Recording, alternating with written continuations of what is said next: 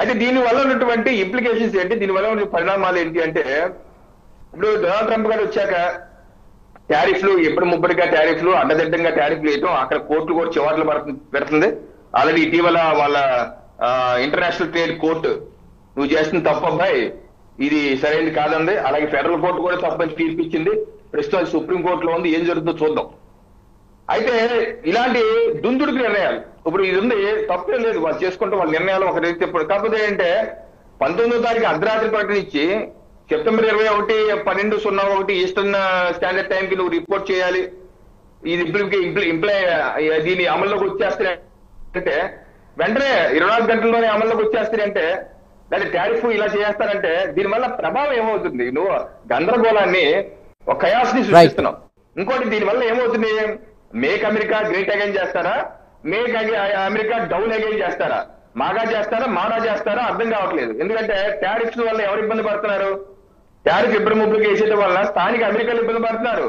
వాళ్ళకి రేట్లు 2 రెట్లు 3 రెట్లు వస్తు రేట్లు పెరిగిపోయినాయి, ఇన్ఫ్లేషన్ పెరిగిపోతాయి, డబ్బులు కట్టలేక డబ్బులు పడినారు అమెరికన్స్.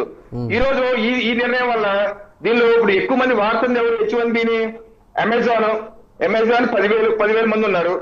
అలాగే మైక్రోసాఫ్ట్ 5,189, మెటా 5,123, యాపిల్ 4,202, అలాగే గూగుల్ 4,181, డెలాయిట్ 2,303. ఎప్పుడు ముప్పటిగా వాడుతున్న అమెరికన్ కంపెనీసే. ఇప్పుడు America is land of immigrants అండి. అమెరికా నేటివ్ అమెరికన్స్ ఇప్పుడు ఉన్న వాళ్ళందరూ ఎక్కువ మంది 90-95% అందరూ ఏదో టైంలో ఒక 2 శతాబ్దాలుగా ఇమిగ్రెంట్. ట్రంప్ గారి నాన్నగారు కూడా ఇమిగ్రెంట్ గా వచ్చి అయిన వాళ్ళే. భారతదేశం అయితే మనకు శతాబ్దాలు చరిత్ర ఉంది, 10,000 సంవత్సరాల చరిత్ర ఉంది. అమెరికాకి ఎక్కడ చరిత్ర?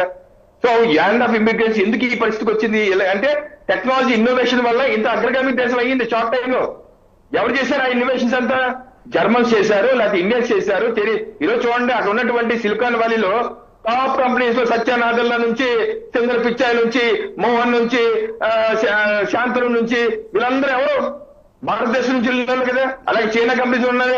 అంటే మన వాళ్ళందరూ వెళ్ళి అమెరికాని గ్రేట్ చేసి అనేకమైన కొత్త ఇన్నోవేషన్స్ తీసుకొచ్చి అమెరికాని ప్రపంచ దేశ నెంబర్ 1 గా నిలబెట్టారు. అలాంటి ఇన్నోవేషన్స్ వద్దన్నట్టుగా ఇటువంటి నిర్ణయాల వల్ల ఏమవుతుందంటే అమెరికాకి దీర్ఘకాలికంగా నష్టం చేకూరుతుంది. ఇన్నోవేషన్స్ ఇవన్నీ పేటెంట్స్ ఇవన్నీ తగ్గిపోతాయి.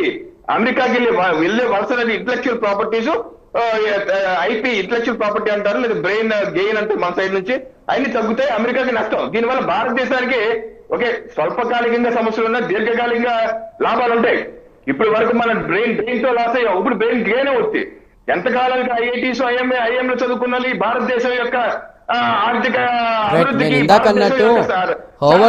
పరికరం ఉపయోగపడ్డారు. మనం ప్రశ్నించుకోవాలి. రైట్, H1B అప్లికేషన్ ఫీజు పెంచే సమయంలో ఇటువంటి గొప్ప విద్య రవికిరణ్ గారు ఎక్కువ మంది బయటకు రవికిరణ్ గారు